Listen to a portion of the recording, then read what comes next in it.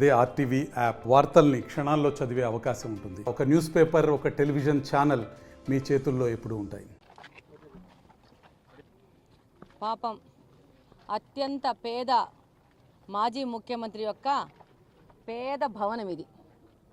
ప్రభుత్వం సంబంధించిన డీకేటీ భూములను 1000 రూపాయలకు లీజుకి కొన్ని సంవత్సరాలకి లీజుకు తీసుకొని చాలా పాపం నిరుపేదైన ముఖ్యమంత్రి చాలా చిన్న గుడిసె కాదు, చిన్న కొంప కట్టుకున్నాడు వాళ్ళ పార్టీ వాళ్ళ కోసం.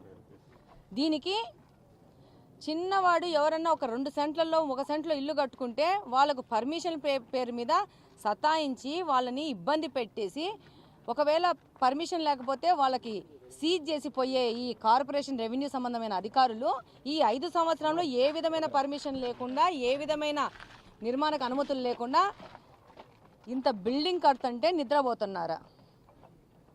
ఈ యొక్క ల్యాండ్ ఇంతకుముందు ఆల్రెడీ పేదలకు పంచడానికి ఆల్రెడీ అలాట్ అయిన ల్యాండ్ని వాళ్ళు అన్ని రూల్స్ మార్చేసుకొని మళ్ళీ వాళ్ళు వైఎస్ఆర్సీపీ పార్టీ ప్రెసిడెంటు దాదాపు రాష్ట్రం మొత్తము ఇలాంటి ల్యాండ్ని మొత్తం వాళ్ళు అతి తక్కువ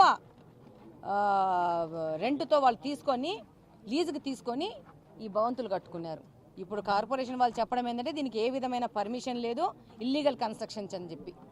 డెఫినెట్గా కడపలో ఎంతమంది చిన్న పేదవాళ్ళు కట్టుకుంటే ఇల్లీగల్ కన్స్ట్రక్షన్ చేస్తే ఏ విధంగా డిమాలిష్ చేస్తున్నారో అవే రూల్స్ ఈ బిల్డింగ్ కూడా వర్తిస్తాయి. ఈరోజు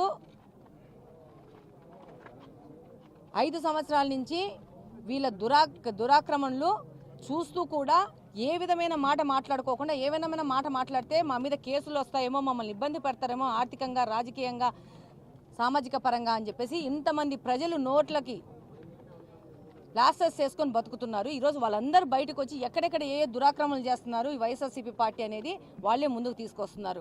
ఇక్కడ దాదాపు 5 ఎకరాలు ఉంటే ఈ వైఎస్ఆర్సీపీ పార్టీ ఇక్కడ 2 ఎకరాలు వాళ్ళ దానికి అలాట్ చేయించేసుకొని ఏ విధమైన అనుమతి లేకుండా ఇది కట్టడము. దీని పక్కనే ఒక బాలాజీ డెవలపర్స్ అని చెప్పేసి ఇదే కడప నియోజకవర్గానికి సంబంధించిన 8వ డివిజన్ కార్పొరేటరు బాలకృష్ణారెడ్డి ఏ విధమైన అనుమతులు లేకుండా గవర్నమెంట్ భూమిని ఆక్యుపై చేసేసుకొని 2 ఎకరాలు లేఅవుట్లు వేశాడు. ఇది వైఎస్ఆర్సీపీ ప్రభుత్వం ఈ 5 సంవత్సరాలు చేసింది. వీటికి అన్నిటికీ ఇక్కడి నుంచి ఇంకా మొదలవుతాయి. ఎక్కడెక్కడ ఏమేం చేసినా అన్ని బయటకు వస్తాయి, అన్ని కక్కిస్తాము, అన్ని ప్రభుత్వానికి సంబంధించిన ప్రభుత్వకి అందజేయడం జరుగుతుంది. సామాన్యులు ఎవరైనా కట్టుకుంటే అక్కడ వాళ్ళలో మోసపోయి ఉంటే వాళ్ళు ఎవరు మోసం చేసినారో వాళ్ళు సామాన్యులు డబ్బులు కట్టిస్తాం వాళ్ళకి. వీళ్ళు ఈ 5 సంవత్సరాలు ఆక్రమించుకుంటా అవినీతి చేసుకుంటా ఎట్లా పడితే అట్లా సిస్టమ్ని దాడి చేసేసి దోపిడీ చేసుకున్నారు. ఆయన మాట్లాడతాడు కులం చూడం, మతం చూడం, వర్గం చూడం, ధనిక పేద డిఫరెన్స్ లేదు మాకని అంటాడు. ఇది ఆయన ఈ 5 సంవత్సరాలు చేసింది. ఇది అందరి దృష్టికి తీసుకుపోవాల్సిన బాధ్యత మనందరి మీద ఉంది. ఈ 5 సంవత్సరాల్లో ప్రతి ఒక్క సామాన్యుడికి హక్కు ఉంది ఈ ప్రభుత్వ భూముల మీద.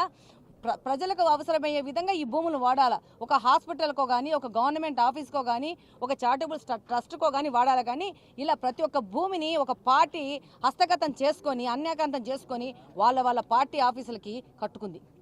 ఇది చూస్తే ఈ బిల్డింగ్లో చూస్తే లోపల బెడ్రూములు, కిచెన్లు అన్నీ కట్టుకున్నారు. నాకు అర్థమైంది ఏంటంటే వాళ్ళు ప్రతి ఒక్క ఊర్లో వాళ్ళు ఉండనికి గెస్ట్ హౌస్లు కట్టుకున్నారు.